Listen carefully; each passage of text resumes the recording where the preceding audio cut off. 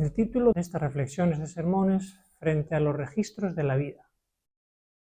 Lo que se ve ahí simboliza el libro de la vida, donde están anotadas todas las acciones del ser humano, buenas y malas. ¿Os suena un texto donde diga eso? Un texto en la Biblia, en el Antiguo Testamento, que dice: Dios traerá toda obra a juicio, juntamente con toda cosa encubierta, sea buena o mala. Quiere decir que cuando Dios tenga que juzgarnos a cada uno de forma individual, todo, absolutamente todo lo que haya ocurrido en nuestra vida, bueno o malo, visible o no visible, va a salir a la luz. Es un pensamiento solemne, porque a veces vivimos como si no se estuviera registrando lo que ocurre en nuestras vidas, pero está todo registrado. Estas palabras son del hombre más sabio del Antiguo Testamento. El hombre más sabio del Nuevo Testamento dijo algo similar. Jesús fue un hombre y fue el más sabio de todos, ¿no? Los que aparecen en el Nuevo Testamento. Fijaros, lo mismo Jesús lo repite con otras palabras diferentes. Cuando dice: no hay nada oculto que no haya de ser manifestado, ni escondido que no haya de salir a la luz. Todo va a salir a la luz. En el antiguo Israel había un día al año que representaba esto, el día de la expiación. Sabemos lo que es el tabernáculo del desierto, lo que eso representa. Lo que a veces nos falta recordar es que el día de la expiación era el día de la humillación y del arrepentimiento. Esta semana pasada coincidía con el día de la expiación. Y a veces me da la impresión que nosotros vivimos con el calendario romano. Estamos esperando que termine el 31 de diciembre para hacer un autoexamen. En vez de seguir el calendario religioso, yo no soy judío mesánico, obviamente, ¿no? Pero entiendo que lo que representa el día de la expiación en la Biblia sigue cumpliéndose hasta que Jesús termine su obra. Sigue siendo válido. Y este día, que era el día más sagrado y solemne del pueblo de Israel, donde todos tenían que autoexaminarse y tenían que confesar si hubiera algún pecado, es algo que ellos lo tenían integrado en su estilo de vida, que nosotros no tenemos. Y es algo que va en contra de nuestra vida espiritual. Porque si dedicáramos un día, y obviamente no todo el ritual que ellos hacían, que ahora vamos a ver, ¿no? Pero si al menos pensáramos y siguiéramos un poco el calendario en la Biblia, como para entender que el año espiritual o religioso terminaba y el último día era el día del juicio, que representa el juicio final de la historia de cada ser humano.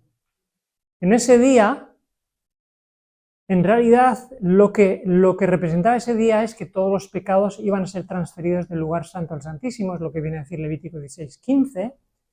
Sabemos que en ese día había un ritual donde el sumo sacerdote se tenía que vestir de lino fino, que representa la pureza.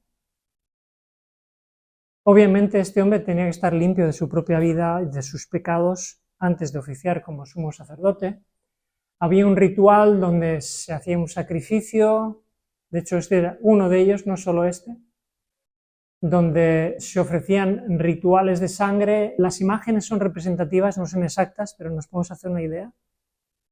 Y toda esa transferencia de sangre de un lugar a otro, lo que estaba indicando era que se transferían los pecados del lugar santo al santísimo, donde ese día se iba a oficiar, donde había una selección también de machos cabríos, cabras, donde se imponían las manos del macho cabrío, donde se transferían todos los pecados del año de todo el pueblo. Se calcula más de 1 millón de personas. Todos los pecados confesados, este es un dato importante, se transferían a este pobre animal y luego se hacía todo un ritual para interceder por esos pecados, para hacer un lavamiento, y se concluía enviando al macho cabrío al desierto a que se muriera.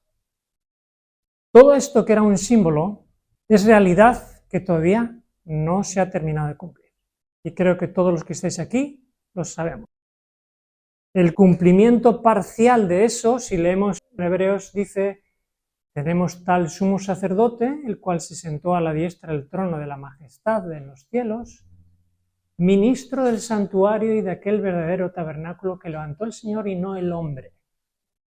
Este es uno de los textos menos conocidos dentro de las iglesias protestantes, porque todavía no se han dado cuenta de que Jesús, según ese texto, está oficiando en el santuario celestial, intercediendo por nuestros pecados hoy mismo.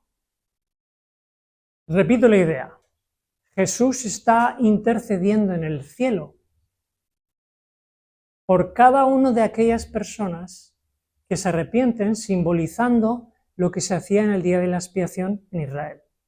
Y hay otro texto que nos dice: Cristo entró en el cielo y se presentó por nosotros ante Dios una vez para siempre para quitar de medio el pecado. O sea, la función que ahora hace Cristo es de sumo sacerdote en el cielo, similar a la que hacía el sumo sacerdote en la tierra. Ahora, Cristo solo puede ser sumo sacerdote de aquellas personas que se arrepienten de sus pecados. Fijaros el texto, por eso los apóstoles lo tenían muy claro, y el texto este dice: arrepentíos y convertíos para que sean borrados vuestros pecados. Estamos hablando de borrar el pecado del registro, porque hemos empezado diciendo que hay un registro de todas las acciones de nuestras vidas, buenas, malas, públicas o ocultas. Todo está registrado. Para aquellos que se arrepienten, la sangre de Jesucristo nos limpia de todo pecado. Para los que se arrepienten. Para los que no se arrepienten, no hay sangre de Cristo. Por eso Jesús, que conocía muy bien el tabernáculo antiguo, que sabía muy bien cuál era la obra que él iba a hacer una vez que ascendiera, en una ocasión le dice a sus discípulos las siguientes palabras: si no os arrepentís, todos moriréis. En este texto hay un detalle que muy pocas veces se conoce o se menciona. El tiempo verbal que utiliza ahí, si no os arrepentís, en el idioma original es si no os estáis arrepintiendo. Presente continuo. No es una acción aislada en el tiempo de vez en cuando, una vez al año.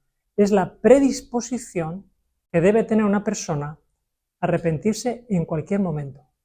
Esa es, digamos, la intención que Jesús quería darle a estas palabras.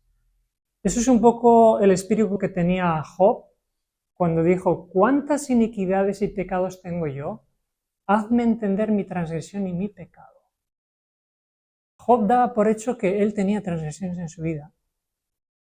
Y cuando dice hazme entender mi transgresión, es que a veces nosotros no podemos llegar a captar que yo estoy haciendo algo mal.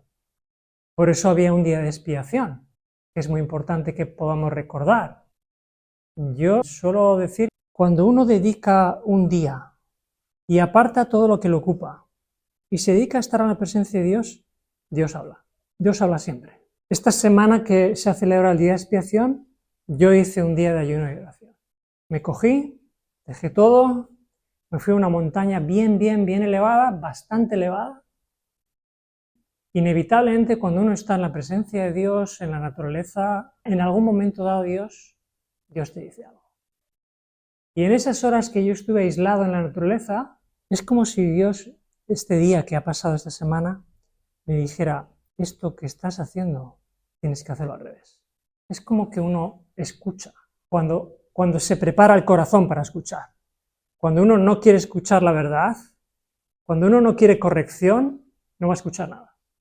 Pero cuando uno se prepara y se humilla ante Dios pensando, como decía Job, hazme entender mi transgresión, te la voy a hacer entender. Siempre que una persona es humilde como para pedirle a Dios, corrígeme porque sé que hay cosas que no hago bien. Y yo no me doy cuenta a veces. A veces otros se pueden dar cuenta, pero no me lo dicen. Pero el Espíritu Santo no se calla y nos lo dice. Líbrame de los que me son ocultos, decía el rey David. porque hay muchos pecados que están registrados en el libro de la vida, que están ocultos y tienen que salir a la luz. Confesaré mi maldad y me entristeceré por mi pecado. Esto es lo que hace el Espíritu Santo cuando nos habla.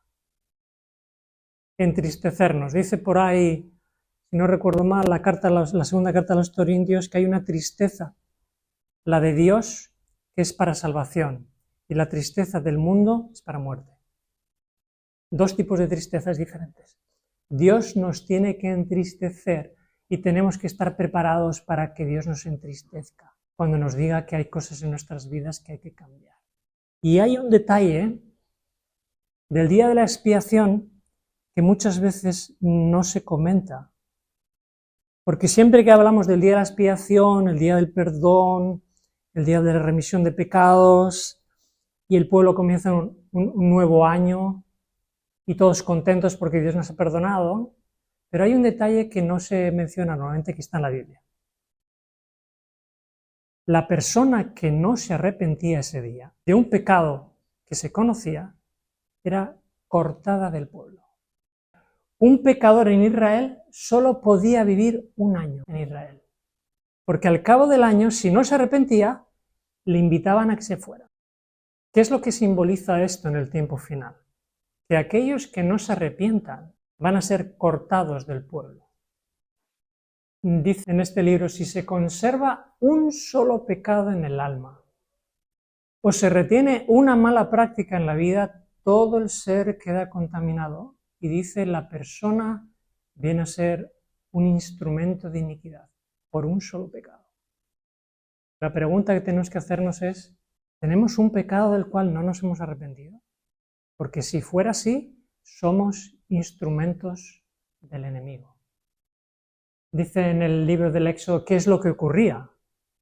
Y Jehová respondía a Moisés, al que pecare contra mí, a este borraré yo de mi libro.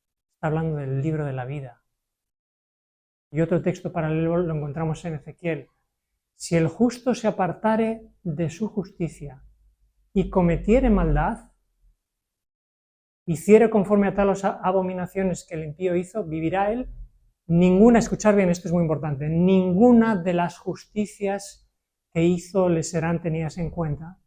Por su rebelión con que prevaricó y por el pecado que cometió, por ello morirá. Y ahora viene la clase de matemáticas.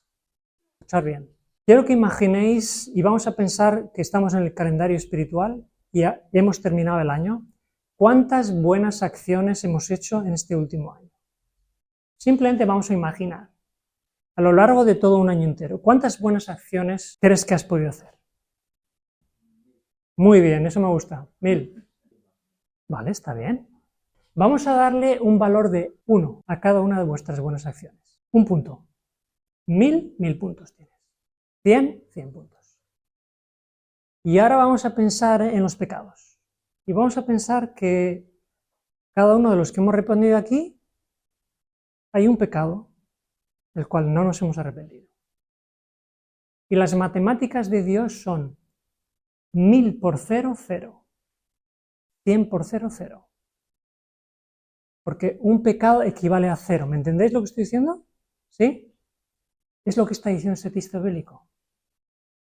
Dice, ninguna de las justicias que hizo le serán tenidas en cuenta. 0.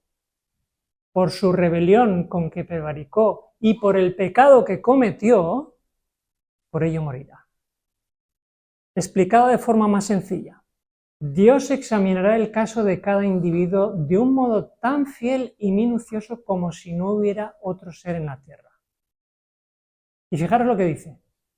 La obra de cada uno pasa bajo la mirada de Dios y es registrada e imputada como señal de fidelidad o de infidelidad. Frente a cada nombre en los libros del cielo aparecen con terrible exactitud cada mala palabra, cada acto egoísta, cada deber descuidado y cada pecado secreto, con todos los planes astutos.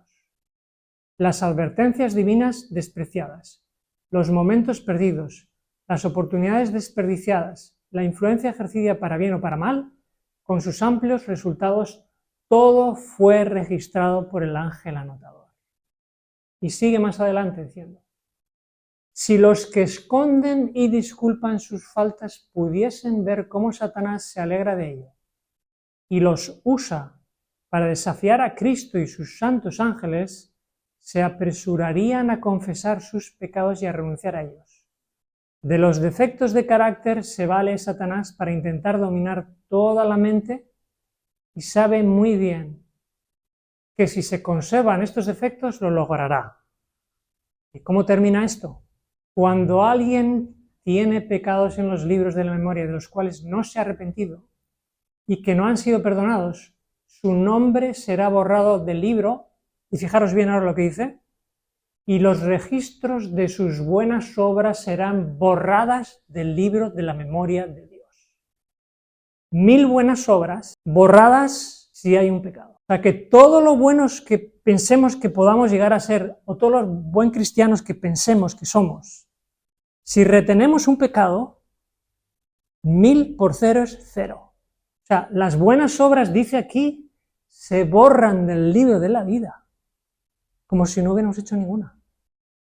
No sé si es vuestro caso, ¿no? Pero ¿alguna vez no os habéis sentido que sois buenos cristianos? Sinceramente, alguna vez sí. Porque nos reunimos cada semana en un lugar con otra gente, porque leo la Biblia, porque oro, porque hago, 1000 o 100. Pero por 0, que equivale a un pecado, todo borrado. ¿Os dais cuenta cuán importante era el día de expiación en Israel? Y cuán importante debiera ser para nosotros el día de expiación. Estamos recordando, aunque hayan pasado unos días, porque hemos dicho que esta semana se ha celebrado. Si fuéramos conscientes de la trascendencia que tiene esto para cada una de nuestras vidas, lloraríamos por nuestros pecados y clamaríamos a Dios para que nos perdonara. Esa es la obra del Espíritu Santo que tenemos que dejar hacerle todos los días, en realidad, de nuestras vidas, pero especialmente el último día del calendario, porque eso nos recuerda que Cristo no ha venido todavía, pero el año que viene se repite el ciclo. Y llega un año en el que Cristo sale del santuario celestial, deja de interceder y ya no puede borrar nuestros pecados del libro de la vida. ¿Os dais cuenta por qué hay que tener esa actitud de la que Jesús habló a sus discípulos?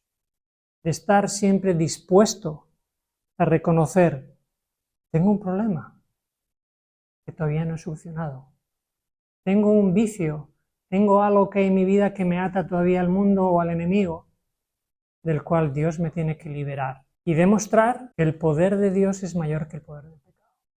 ¿Amén? Pues que eso sea una realidad en cada uno de los que estamos aquí, hermanos. Yo esto lo he preparado por mí, no por vosotros, porque he tenido el tiempo de estar reflexionando en todo esto y cada vez que llega este día de expiación, creo que es bueno que podamos hacer un autoexamen y dejar que Dios pueda trabajar en nosotros y pueda perfeccionar un carácter que se parezca cada vez más a Cristo. Esa es la idea, que eso sea posible en cada uno de nosotros y que Dios nos dé la humildad para ello. Amén. Gracias, Señor, te damos porque a pesar de nuestras imperfecciones, de nuestros pecados, de caracteres débiles, a pesar de todo ello, tú nos sigues amando, Señor. Gracias porque aún tenemos tiempo de gracia para poder ir a tu presencia y confesar, Señor, nuestra condición, reconocer nuestros defectos de carácter, reconocer dónde somos más débiles, dónde caemos, para que a través del poder del Espíritu Santo tú puedas, Señor, limpiarnos de pecado a través de tu sangre, fortalecernos espiritualmente, Señor, y prepararnos para la batalla final antes de que tú vuelvas, Señor. Necesitamos esa condición, un carácter que refleje, Señor, el carácter de tu Hijo. Estamos, Señor, en un mundo cada vez más difícil, más incierto, con más peligros, y necesitamos una porción doble del Espíritu Santo, Señor. Y yo te pido especialmente que tú puedas bendecir a cada una de las personas que está aquí, Señor, con tu Espíritu Santo, que tú puedas a cada uno de nosotros, Señor, darnos una medida de ese Espíritu para que el fruto del Espíritu se desarrolle en nosotros, que podamos ser luz a los demás, que podamos darte gloria, Señor, y que cuando venga el enemigo no tenga nada en nosotros. El día que nuestro caso se presente en el juicio final, aunque haya un acusador, sus acusaciones no tengan ningún poder porque cualquier pecado que hayamos cometido, Señor, habrá sido borrado porque lo habremos confesado y tú lo habrás perdonado, Señor. Danos tu compañía, Señor, en este día de hoy y el resto de nuestros días hasta que tú vuelvas, Señor, en el nombre de Jesús. Amén.